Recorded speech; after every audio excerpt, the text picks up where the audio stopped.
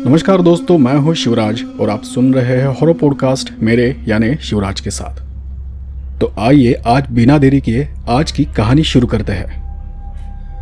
आज सुबह सुबह गांव के बाहर एक लाश मिली नदी के पास, वही नदी जो बंगले के पास से गुजरती है। और ये वो बंगला है जहां सिरकटा रहता है। सुबह जो लाश मिली उसका सिर गायब था और सबको पता है कि उसका सिर कहाँ होगा, उस पुराने बंगले के अंदर जहां वो सिरकटा रहता है। गांव में किसी में भी हिम्मत नहीं है कि वो बंगले के अंदर जाकर सिरकटे से कटा सर लेकर जिंदा वापस आ सके। ये पिछले कुछ सालों में हुई 11वीं मौत थी जिसका सिर गायब था। आज मैं आपको इस सिरकटे की कहानी सुनाने जा रहा हूं। मेरा नाम अमित है। उन दिनों में कॉलेज के फाइनल ईयर में पढ़ रहा था और मेरे गांव में एक बड़ा उत्सव होने जा रहा था, जैसे हर गांव में हर साल होता है सालाना उत्सव। लेकिन इस बार का उत्सव कुछ खास था क्योंकि गांव के उत्सव को 50 साल पूरे होने जा रहे थे और सभी गांव वाले धूमधाम से उत्सव की तैयारी कर रहे थे। इतना बड़ा उत्सव होने के कारण मैं उत्सव के कुछ दिन पहले अपने कुछ दोस्तों के साथ अपने गांव चला गया था। वैसे मैं अपने गांव जाया करता था, लेकिन 3-4 साल बाद, और इस बार भी मैं करीबन 5 साल बाद गांव जा रहा था, वो भी अपने घर वालों के कहने पर। जब हम सब गांव गए थे तो हमें वहां के हालात के बारे में कुछ भी पता नहीं था। उत्सव के 3-4 दिन पहले हम चारों दोस्त गांव पहुंचे थे और उसके अगले दिन गांव के बाहर एक लाश मिली जिसका सिर गायब था। उत्सव के ठीक 3 दिन पहले लाश का मिलना गांव वालों के लिए किसी अपशकुन की तरह था। पूरे गांव में मातम छाया हुआ था। सुबह हमारी नींद भी पूरी नहीं हुई थी कि गांव वालों के रोने और चीखने की आवाज से हमारी नींद खुली। हमने घर के बाहर जाकर देखा तो लोग पागलों जैसे भाग रहे थे। कोई रो रहा था, कोई चीख रहा था, तो कोई एक दूसरे को आवाज दे रहा था। हमें समझ नहीं आ रहा था कि वहां क्या गड़बड़ थी। और फिर हमने अपनी बाइक्स निकाली। हमने अपनी बाइक से भीड़ का पीछा किया। जब मैं गांव के बाहर गया तो नदी के किनारे बड़ी भीड़ जमा हुई थी। रास्ता बनाते हुए हम भीड़ के बीच से आगे बढ़ गए। सामने का दृश्य देख मीरा और प्रिया ने अपने चेहरे पर हाथ रखा। रवि का चेहरा कड़वा हो गया। हमारे सामने एक लाश पड़ी थी जिसका सिर गायब था। उसके धड़ से खून रिसकर नीचे पत्थरों पर जम गया था और उसकी सूख कर एक मोटी परत बन गई थी। उस शव पर मक्खियां भिनभिना रही थी। लोग यहां वहां उस लाश का सिर तलाश रहे थे। तभी भीड़ में से एक आदमी ने कहा, ये उस सिर कटे का काम है। तुम कितना भी ढूंढो, तुम्हें इसका सिर कभी नहीं मिलेगा। और अगर सिर को ढूंढना ही है तो उस बंगले में जाकर ढूंढो जहां वो सिर कटा रहता है। उस आदमी की बात सुनकर सभी लोग अपनी जगह पर रुक गए और हम सभी एक दूसरे का चेहरा देखने लगे। कुछ देर ये सब देखने के बाद हम फिर से उस भीड़ के बीच रास्ता बनाकर बाहर निकले। उस लाश की बदबूदार गंध अब भी नाक से जा नहीं रही थी। वहीं पास हरि काका खड़े थे। हरि काका मेरे दूर के अंकल थे। मुझे देखते ही उन्होंने इशारे से मुझे पूछा, तुम सब यहाँ क्यों आए हो? मैंने कुछ नहीं ऐसा कहते हुए अपना सिर हिलाया। अंकल हमारे पीछे चलते हुए हमारे पास आ गए। तुम सब यहाँ क्यों आए हो? कुछ नहीं, बस लोगों की चीख पुकार सुनी और भागते हुए देखा, इसलिए हम भी उनके पीछे पीछे यहाँ आ गए। हमें नहीं पता था कि हमें यहाँ ऐसा नज़ारा देखने को मिलेगा। अंकल ने सिर हिलाकर कहा, ये सब तो यहाँ होता रहता है। पिछले 5-7 सालों में सिरकटा का यह 11वां शिकार है। रवि ने मेरी ओर देखा और फिर अंकल की ओर देखकर पूछा, यह सिरकटा क्या है? काका ने एक नज़र हमारी तरफ देखते हुए कहा, इस नदी के दूसरी तरफ एक बंगला है। उस बंगले में एक सिरकटा रहता है और अगर वो रात में गलती से आपके सामने आ जाए या आप गलती से राह भटक कर उसके सामने चले जाए तो वो आपका सिर काट देता है। फिर उस सिर को अपने धड़ से जोड़ने की कोशिश करता है और अपने साथ उस बंगले में ले जाता है। वो बहुत निर्दयी है, बहुत क्रूर है। वो किसी पर कोई दया नहीं दिखाता। उसके सामने हाथ जोड़ो, उसके पैर पड़ो, उसे कोई फर्क नहीं पड़ता क्योंकि उसे कुछ सुनाई नहीं देता। मैंने उस नदी के पार देखते हुए उनसे पूछा, तो फिर आप सब लोग मिलकर उस बंगले को नष्ट क्यों नहीं कर देते? नहीं कर सकते। अगर बंगला टूट गया तो वो यहाँ वहाँ घूमेगा। क्योंकि ये बंगला है, कम से कम हमें उससे इतना डर नहीं लगता। वो नदी पार करके कभी इस पार गांव में नहीं आता जब तक कि कोई उसके रास्ते में ना आ जाए। रवि तब बीच में ही बोला, बंगला रहने दीजिए, लेकिन आप लोगों ने मिलकर उसे ही क्यों नहीं नष्ट कर दिया? अंकल चलते चलते एकदम से रुक गए। बेटा, क्या तुम्हें लगता है कि गांव वालों ने इसके बारे में कभी सोचा नहीं होगा? उसे नष्ट करना इतना आसान नहीं है। उसे एक श्राप है और वो तब तक नष्ट नहीं होगा जब तक वो श्राप पूरा नहीं हो जाता। ये बात सुनकर मेरी जिज्ञासा और बढ़ गई। कैसा श्राप? अंकल ने सिर हिलाकर कहा, कोई नहीं जानता कि वो श्राप क्या है। जंगल के दूसरी ओर कहीं एक साधु रहता था जिसने उसे वो श्राप दिया था, लेकिन वो साधु दोबारा कभी नजर नहीं आया। उसके बारे में गांव में कोई नहीं जानता। कोई नहीं जानता कि यह अभिशाप क्या है और इससे कैसे छुटकारा पाया जाए। मीरा और प्रिया हमें सवाल पूछता देख हम पर हंस रही थी। उन्हें शायद यह सब कुछ बकवास और झूठ लग रहा था। मैंने अपने अंकल को नमस्कार किया और हम सब अपने घर वापस आ गए। जब हम घर वापस आए तो सभी एक दूसरे को देखकर हंसने लगे और उस बीच रवि बोला, अरे कितना बढ़िया गांव है यार तेरा, यहाँ के लोग कितनी बढ़िया कहानियां सुनाते हैं। प्रिया ने भी हंसते हुए कहा, हाँ, उस बेचारे आदमी को किसी ने मार डाला है और गांव के लोग क्या कहते हैं कि गांव में सिरकटा नाम का एक भूत है जो लोगों को मारता है, लोगों का सिर काट देता है। मीरा ने भी प्रिया का समर्थन करते हुए कहा, मुझे तो ये समझ नहीं आता कि ये लोग इतनी बकवास बात पर कैसे यकीन कर लेते हैं। मुझे उनकी बातों पर जरा भी हंसी नहीं आ रही थी क्योंकि मेरे दिमाग में कुछ और ही चल रहा था। कुछ सोचकर मैंने उन्हें कहा, मानता हूं कि सिरकटा की कहानी अजीब है, लेकिन इसके पीछे कोई तो वजह होगी, कोई तो राज होगा। एक ही समय में सभी लोग मूर्ख तो नहीं हो सकते ना, हर कोई झूठा कैसे हो सकता है। और तब रवि ने मुझे कहा, ऐसा है तो ये जानने का सिर्फ एक ही तरीका है और वो ये कि हमें खुद वहां जाकर देखना होगा। इस बात पर प्रिया और मीरा दोनों कहने लगी, ये तो सरासर पागलपन है, मुझे ऐसी अनजान जगहों पर जाना पसंद नहीं है। क्या पता वहां कोई जंगली जानवर हो भी सकता है जो इन लोगों को मार रहा हो। रवि ने तुरंत उसकी बात का जवाब दिया, हाँ हो सकता है, लेकिन क्या तुमने उस आदमी की लाश को ठीक से नहीं देखा? उसके शरीर पर कोई घाव नहीं था, उसके शरीर का कोई हिस्सा खाया हुआ या कटा हुआ नहीं था, उसका सिर्फ सिर गायब था। और जहां तक मुझे पता है कोई भी जानवर कभी इस तरह शिकार नहीं करता, केवल सिर कभी नहीं खाता। आदमी का सिर अचार थोड़ी ना है कि बस सिर को खाया और बाकी छोड़ दिया। रवि की बात सच थी।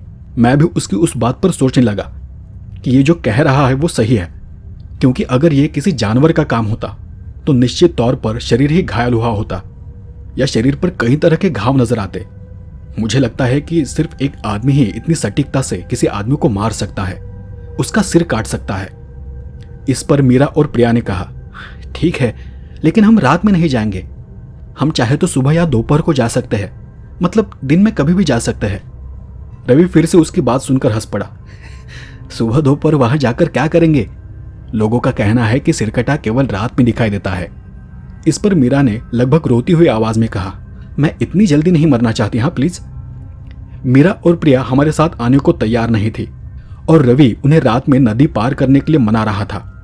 काफी देर तक समझाने के बाद मैंने उनसे कहा, अच्छा ठीक है, हम बाद में तय कर लेंगे कि क्या करना है, वैसे भी हम और 4-5 दिन यहाँ है। उसके बाद सभी लोग नहाने और अपनी अपनी तैयारी करने लगे। सब कुछ ठीक ठाक होने के बाद हम दोपहर खाने के लिए मेरे अंकल के यहाँ चले गए। आज हमें अंकल के यहाँ खाने पर बुलाया गया था। दोपहर को जब हम घर पहुंचे तो अंकल जी घर के पीछे कुछ काम कर रहे थे, चाची घर के अंदर खाना बना रही थी। लेकिन सुबह की मौत के बाद पूरे गांव में सन्नाटा छाया हुआ था। कुछ देर बाद अंकल काम खत्म कर हमारे पास आकर बैठ गए। अच्छा हुआ जो तुम इतने जल्दी आ गए, मुझे भी बहुत भूख लगी है। मीरा और प्रिया चाची की मदद करने अंदर चली गई। कुछ देर हालचाल पूछने के बाद रवि ने अंकल से एक सवाल किया, अंकल उस लाश का आगे क्या हुआ? क्या उसका टूटा सिर मिला? अंकल ने अपना सिर ना में हिलाते हुए जवाब दिया, मुझे नहीं पता, लेकिन पुलिस आई होगी और शव को ले गई होगी। अब पोस्टमार्टम होगा और शव कल ही मिलेगा। लेकिन ऐसे मामलों में आज तक पुलिस को कुछ भी हाथ नहीं लगा है और अब शव को भी गांव नहीं लाया जाएगा। शव का अंतिम संस्कार भी गांव के बाहर ही कहीं किया जाएगा। तब मैंने आश्चर्य से पूछा, गांव के बाहर क्यों? यहां गांव में क्यों नहीं? उन्होंने नीचे देखते हुए कहा, कुछ साल पहले भी ऐसी एक लाश रात स्मशान में जल रही थी। रात अचानक शव का सिर गायब हो गया और बचा हुआ अधजला शरीर चिता के बाहर अजीब हालत में पड़ा रहा। लोगों को पता था कि यह सिरकटा का किया कराया है और इसके बाद से गांव का स्मशान बंद कर दिया गया। तब रवि ने थोड़ा हंसते हुए बोला, गांव में बहुत अजीब चीजें हो रही है। सिरकटा, कभी लाश का सिर गायब हो जाता है, लेकिन अंकल क्या मैं एक सवाल पूछ सकता हूँ? उसे हंसते हुए देख अंकल थोड़ा गुस्सा हो गए। अगर तुम्हें यह सब मजाक न लग रहा हो तो जरूर पूछो। रवि थोड़ा गंभीर हो गया। उसे लगा कि अंकल शायद उसकी बातों से नाराज हो गए हैं। मैंने थोड़ी देर इंतजार किया, सब कुछ शांत होने दिया और फिर मैंने पूछा, अंकल सिरकटा ऐसे अचानक कहाँ से आ गया? मैंने अपने बचपन में ऐसा कुछ कभी नहीं सुना था। मालूम तो था कि नदी के उस पार एक बंगला है, लेकिन तब ऐसा कुछ भी नहीं था। फिर यह सिरकटा अचानक कहाँ से आ गया? अंकल ने अपने हाथ पोंछते हुए मुझे कहा, तुम सही कह रहे हो, और सच तो यह है कि तुम्हारे जैसे गांव में किसी को भी इसके बारे में कुछ भी पता नहीं था। बस गांव में एक बूढ़े दादा को छोड़कर, वो अब 95 साल के हो गए हैं। गांव के लोगों को पता था कि बंगला बहुत पुराना है और ये कई सदियों से यहाँ है। किसी जमाने में ये छोटा सा महल हुआ करता था जहां कोई राजा शिकार करने के लिए आता था। राजा बहुत सुंदर और धनवान था, लेकिन एक दिन उस बंगले में कोई आया था और उस दिन अचानक उस बंगले के सभी लोग गायब हो गए। सभी नौकर चाकर भी उस घर को छोड़कर चले गए। एक ही रात में वो बंगला ओस पड़ गया। फिर अभी कुछ साल पहले गांव में एक आदमी आया था। बंगले के बारे में उसने भी कहानियां सुनी और उसने सोचा कि सभी लोग अचानक गायब हुए हैं, मतलब उनका धन, सोना चांदी सब कुछ वहीं पर होगा। और ये सोचकर वो एक रात उस बंगले में चला गया। उसने वहां पर कुछ खुदाई की, लेकिन उस खुदाई में उसे सोना धन कुछ नहीं मिला, बल्कि उसने अनजाने में सिरकटा को जगा दिया। और तब से ये सिरकटा उस बंगले में रहता है, उस बंगले के आसपास घूमता है। गांव के कई लोगों ने उसे वहां घूमते हुए देखा है। वो अपना कटा हुआ सिर ढूंढता रहता है और अगर उसे कोई आदमी दिखाई दे तो वो उसका सिर काट देता है। लेकिन इसके बारे में किसी को कुछ नहीं पता है कि उस जगह पर क्या हुआ था और उस सिरकटे को रोकने के लिए क्या करना चाहिए। इस बार रवि ने थोड़ी गंभीरता से पूछा, लेकिन फिर उस सिरकटे को किसने और कौन सा श्राप दिया था? अंकल ने थोड़ा शांति से उत्तर दिया, मैंने कहा ना, किसी को नहीं पता। अब तक किसी ने उस बंगले के पास जाने की हिम्मत नहीं की है और शायद इसलिए कोई नहीं जानता कि उसका श्राप क्या है और असल में वहां हुआ क्या था। मैंने थोड़ा कुतूहल से उनसे पूछा, और वो बूढ़े दादा, उन्हें तो सब पता है ना? हाँ, लेकिन जब यह घटना घटी उसी समय उनकी जबान चली गई। वो बोल नहीं सकते, पढ़ या लिख नहीं सकते, वो क्या और कैसे बताएंगे? और तब से यही सिलसिला चल रहा है। इससे आज तक पूरा गांव डरा हुआ है। रवि ने फिर आश्चर्य से कहा, कितनी दिलचस्प कहानी है। अंकल ने उसकी हाँ में हाँ मिलाते हुए कहा, हाँ है तो, लेकिन मैं बस इतना ही जानता हूं। उसके बाद अंकल ने हमें चेतावनी दी कि खाना खाते समय लाश और सिरकटा के बारे में कोई बात नहीं करेगा।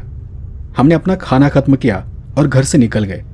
जब हम घर वापस जा रहे थे तब रवि ने कहा, यार ये सब इतना दिलचस्प है कि मुझे लगता है कि हमें वहां जाकर देखना चाहिए कि असल में वहां क्या है।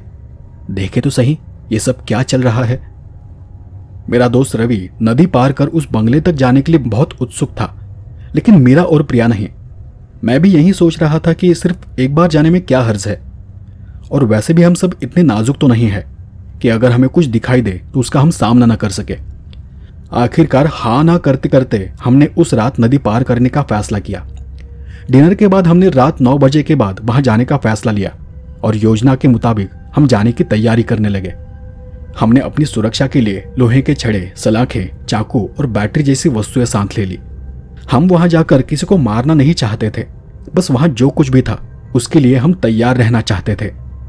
हमने मोबाइल चार्जिंग वगैरह की और खाना खाने के बाद नदी की ओर निकल पड़े। हमने अपना बैग उठाया और बाइक लेकर गांव से बाहर चले गए।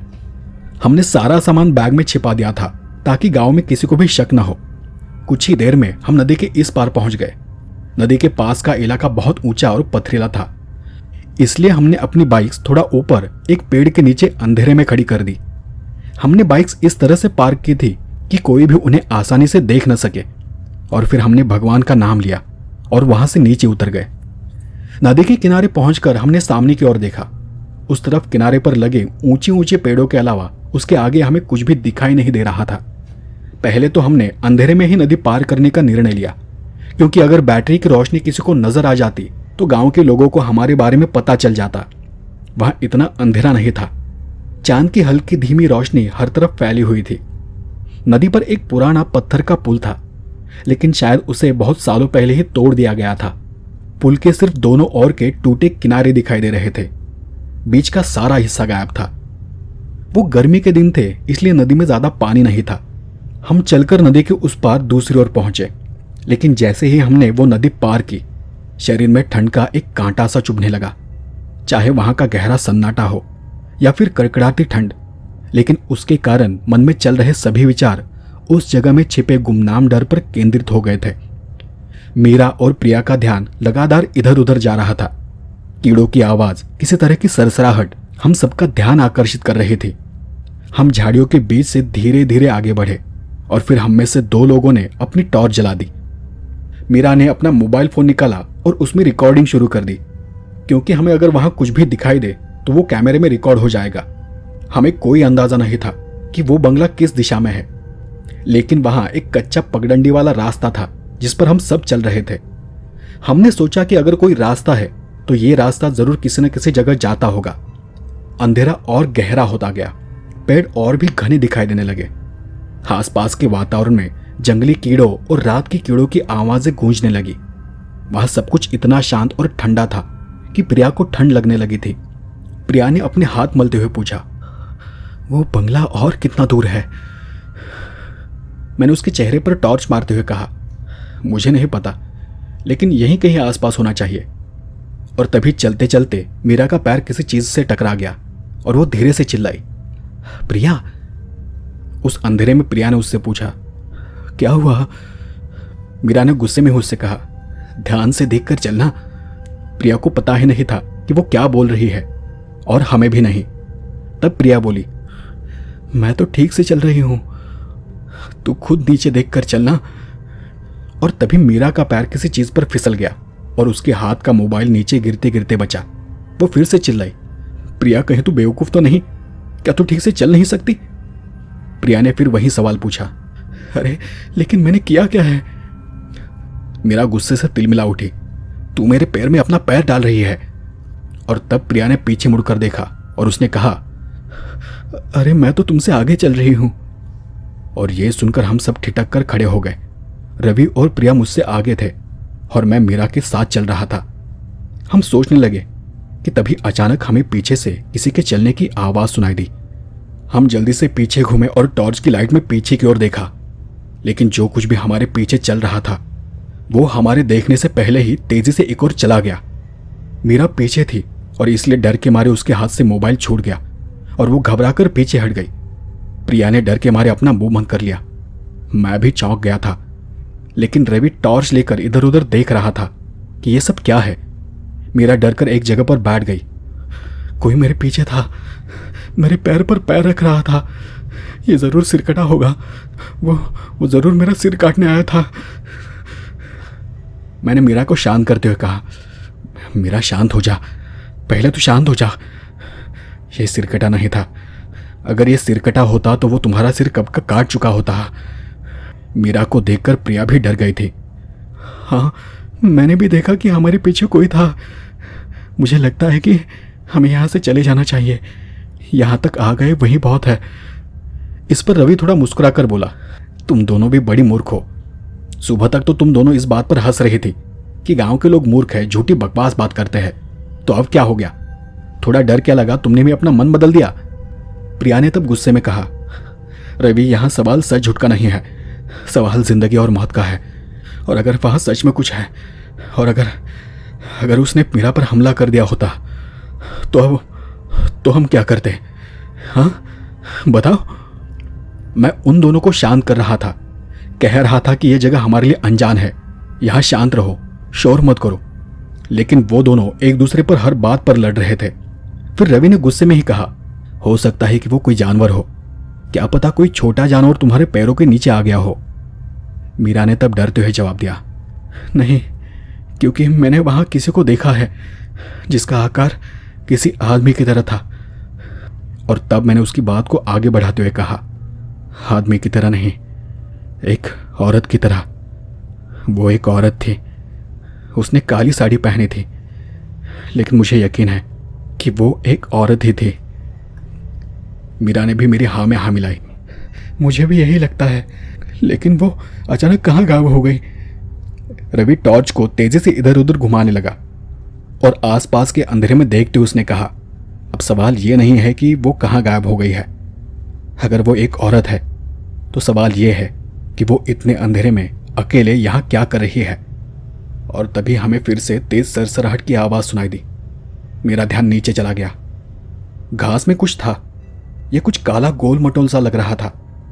मीरा तेरे पैर के पास कुछ है। मैंने मीरा को पकड़कर पीछे खींच लिया और मीरा भी डर के मारे पीछे हट गई और लड़खड़ाकर खड़ी हो गई। हम सभी टॉर्च की रोशनी में वहां पड़ी चीज को देखने लगे। वहां कुछ था और उस पर काले घने बाल थे। रवि ने उसे घूर कर देखा। ये कौन सा जानवर है? मैंने भी उसे गौर से देखते हुए कहा, यह कोई जानवर नहीं है बल्कि कुछ और है। और तब मीरा ने डरते हुए उसे देखा। यह कोई जानवर नहीं, ये कटा हुआ सिर है, ठीक से देखो। उसकी बात सुनते ही हमने ध्यान से देखा। सच में यह किसी का टूटा कटा हुआ सिर था। प्रिया डर के मारे और पीछे हट गई। रवि और मैं भी सतर्क हो गए और डर के मारे में यहां वहां देखने लगा कि आसपास कुछ और है या नहीं। कहीं ये उस आदमी का सिर तो नहीं जिसकी हमने सुबह लाश देखी थी। रवि और थोड़ा आगे बढ़ा और अपने हाथ के रॉड से उस सिर को हिलाने लगा। सिर को हिलाते ही वो थोड़ा सा लुढ़क गया और उसका चेहरा ठीक हमारे सामने आ गया। चेहरा बेहद शांत था। चेहरे पर घनी दाढ़ी और बड़ी बड़ी घनी मूछें थी। आंखें इतनी बड़ी थी कि खोपड़ी से बाहर निकली हुई थी। सिर पर एक बड़ा सा टीका था। मैंने उस चेहरे की ओर ध्यान से देखा। ये किसी भी तरह गांव का आदमी नहीं लग रहा। जैसे ही हम सब उस चेहरे को झुककर देखने लगे, अचानक से उसकी आंखें खुल गई और उस कटे हुए चेहरे पर एक अजीब सी मुस्कान फैल गई। वो बड़ी बड़ी आंखें देख हमारे रोंगटे खड़े हो गए। मैंने सिहर कर रवि को पीछे खींच लिया। मीरा और प्रिया जोर से चिल्लाई। इतने में कोई तेजी से दौड़ता हुआ वहां आ गया और उस टूटे कटे सिर को उठाकर भागता हुआ घने अंधेरे में चला गया। वो सब कुछ इतना तेज हुआ कि हमारे हाथ से टॉर्च नीचे गिर गई। रवि भी डर के मारे पीछे हट गया था। हमें यह देखने का मौका ही नहीं मिला कि वहां आखिर क्या हो रहा है। हम उस भयानक दृश्य को देखकर बहुत घबरा गए और अपनी टॉर्च उठाकर वहां से भागने लगे। हम सब बहुत डरे हुए थे और तभी भागते भागते हमें एक और वो बंगला दिखाई दिया। वो वही घने पेड़ों के बीच था, झाड़ियों में बसा वो टूटा फूटा बंगला। लेकिन अब हम में से कोई भी रुकना नहीं चाहता था। हमने जो आकृति देखी थी, वो औरत हमारे आसपास झाड़ियों के बीच से अजीब आवाज करते हुए हंसते हुए दौड़ रही थी। उसके हाथ में कुछ था जिसे वो तेजी से हमारे सामने घुमा रही थी। वो कभी हमारे आगे तो कभी हमारे पीछे से दौड़े जा रही थी। उसकी आवाज ने हमें झकझोर कर रख दिया था। वो इतनी तेज थी कि हम उसे देख भी नहीं पा रहे थे। एक पल में वो नजरों के सामने से ओझल हो रही थी। उन सब अजीब घटनाओं ने हमें पागलों की तरह नदी की ओर भागने पर मजबूर कर दिया था। हम सब नदी के उस पार भागे। कोई पानी में गिरा तो कोई भीगा था, लेकिन आखिरकार हम दौड़ते हुए अपनी बाइक्स तक जा पहुंचे। हम तुरंत बाइक्स को लेकर घर की ओर निकल पड़े।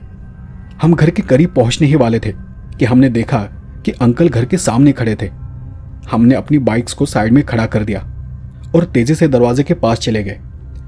हमें अब इस बात का डर लग रहा था कि कहीं अंकल को पता तो नहीं चल गया कि हम अब कहाँ गए थे।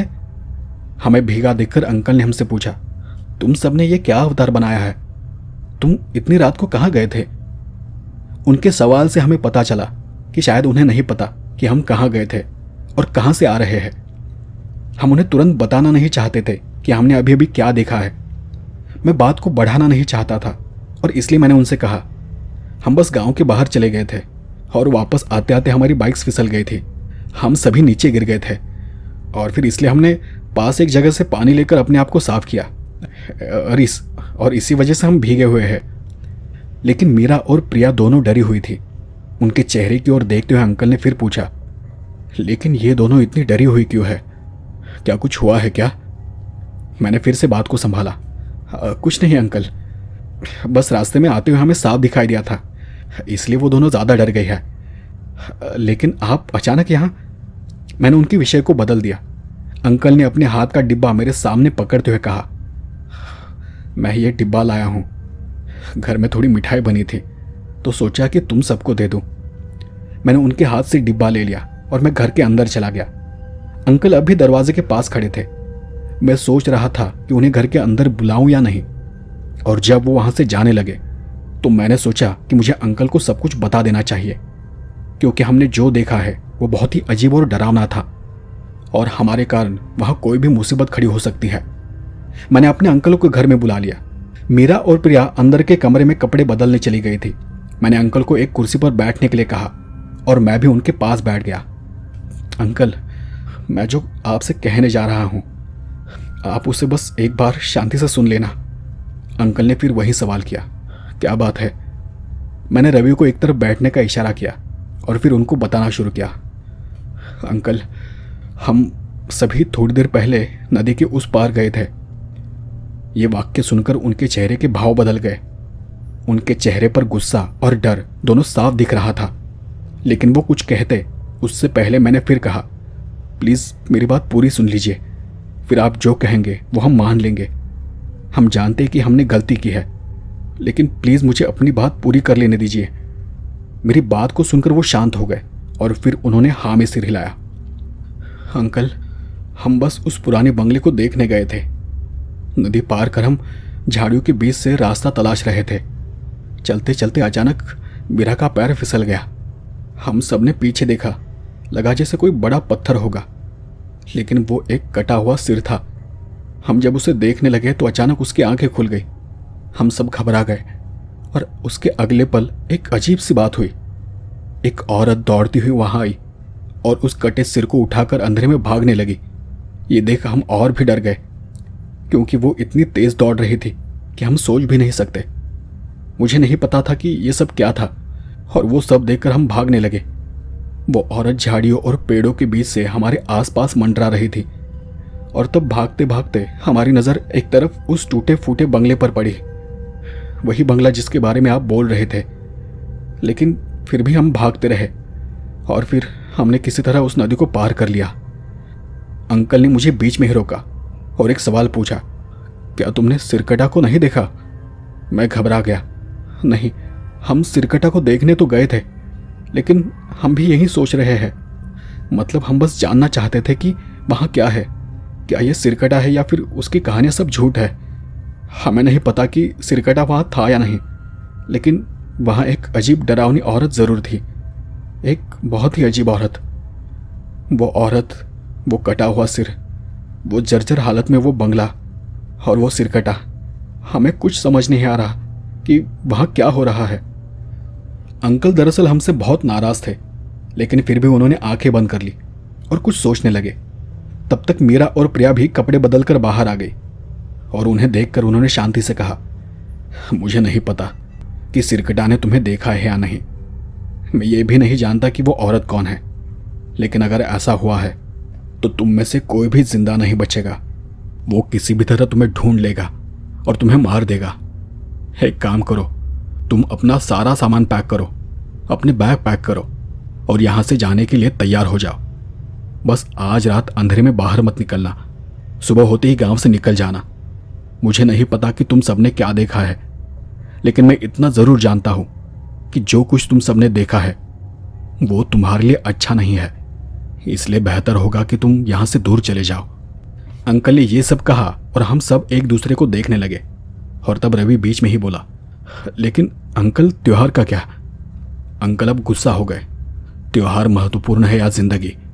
आज तक उसकी राह पर जाने वाला कोई भी जिंदा नहीं बचा है, और अगर तुम्हें कुछ हो गया तो मैं तुम्हारे परिवार वालों को क्या जवाब दूंगा? और एक बात ध्यान में रखना, अगर तुमने मेरी बात नहीं मानी तो मैं खुद गांव वालों को सब कुछ बता दूंगा और फिर गांव के लोग खुद ही तुम्हें गांव से बाहर निकाल देंगे। गांव वाले और मरे हुए लोगों को नहीं देखना चाहते। रवि फिर भी शांत नहीं बैठा। उसने एक और सवाल पूछा, पर वो औरत कौन थी? क्या वो खुद सिरकटा थी? और अगर नहीं तो हमें वहां सिरकटा का धड़ क्यों नहीं दिखाई दिया? उसके सवालों से अंकल का गुस्सा और बढ़ता जा रहा था। मैंने कहा ना कि मुझे कुछ नहीं पता है, लेकिन मैं जो कह रहा हूं उसे ध्यान से सुनो। कुछ भी हो, लेकिन सुबह तुम्हें यहां से जाना होगा। तुम्हें कोई अंदाजा नहीं है कि तुमने क्या किया है और तुमने गांव के लिए कितना बड़ा खतरा पैदा किया है। पहले से ही गांव के सभी लोग डरे हुए हैं और गांव में उत्सव की तैयारी चल रही है, और तुम्हारे कारण गांव में किसी और विपत्ति की कोई जरूरत नहीं है। मैं आखिरी बार कह रहा हूं, कुछ भी हो तुम्हें यहां से जाना ही होगा। हम सब उनसे अपने किए के लिए माफी मांगने लगे, लेकिन वो सुनने के मूड में नहीं थे। अंकल के सामने गिड़गिड़ाने का कोई फायदा नहीं था, क्योंकि उन्होंने अपना फैसला सुना दिया था। वो सिर हिलाते हुए अपनी सीट से उठ गए। मैं जा रहा हूं, लेकिन सुबह यहां वापस आऊंगा। तुम सब अपना ध्यान रखना, सभी दरवाजे और खिड़कियां बंद कर लेना, और ध्यान रहे कि अंधेरे में रात में कोई भी बाहर न जाए, फिर चाहे जो भी हो। हम सभी ने घबराकर सिर हिलाया और वो घर से बाहर चले गए। उनके बाहर जाते ही मैंने घर के सारे दरवाजे और खिड़कियां बंद कर ली, और फिर हम घर के हॉल में एक साथ बैठ गए। हमने पूरी रात हॉल में बिताई। पूरी रात हमारे दिमाग में बस एक ही बात चल रही थी, वो बंगला, वो कटा हुआ सिर, वो औरत और वो सिरकटा। पता नहीं वो सब कुछ क्या था। मुझे नहीं पता कि वास्तव में वहां क्या हो रहा था। हमने वो पूरी रात डर में बिताई। सुबह होते होते हम सबकी आंख लग गई। बाहर से कुछ शोर हुआ और हम सब घबराकर उठ गए। अचानक किसी तरह की चिल्लाने की आवाज से हम सब चौंक कर जाग गए थे। हम सब अपने आप को संभालते हुए एक दूसरे की ओर देखने लगे। प्रिया ने तब घबराकर पूछा, यह आवाज कैसी है? तभी रवि ने मोबाइल में देखते हुए कहा, अरे चिंता मत करो, सुबह के 7 बज गए हैं। सभी दरवाजे और खिड़कियां बंद होने के कारण हमें पता ही नहीं चला कि सुबह कब हो गई थी। मैं उठकर दरवाजे के पास चला गया और दरवाजा खोलकर बाहर देखा। गांव के लोग आज भी कल की तरफ भाग रहे थे। हमने जो कल देखा था ठीक वैसा ही नजारा हमें आज भी दिखाई दे रहा था। रवि, प्रिया, मीरा मेरे पीछे खड़े होकर बाहर देख रहे थे। रवि ने वो सब देखते हुए कहा, लगता है शायद आज भी कोई मर गया है।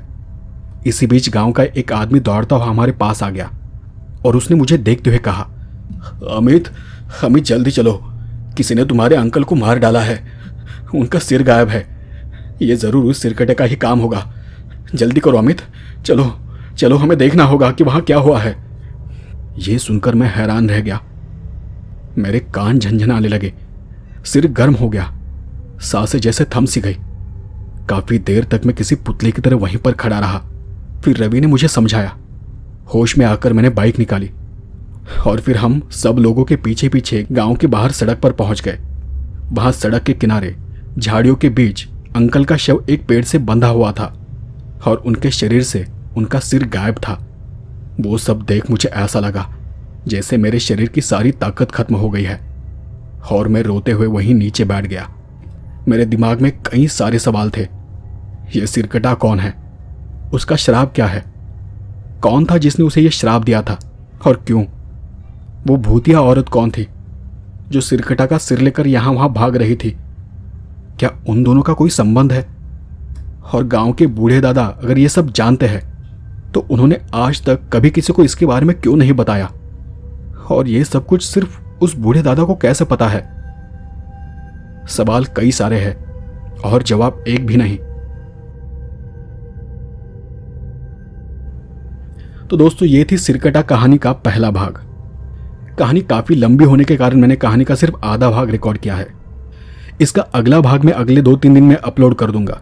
तो आज के लिए बस इतना ही। मिलते हैं अगले एपिसोड में इसी कहानी के अगले पार्ट के साथ। तब तक के लिए धन्यवाद।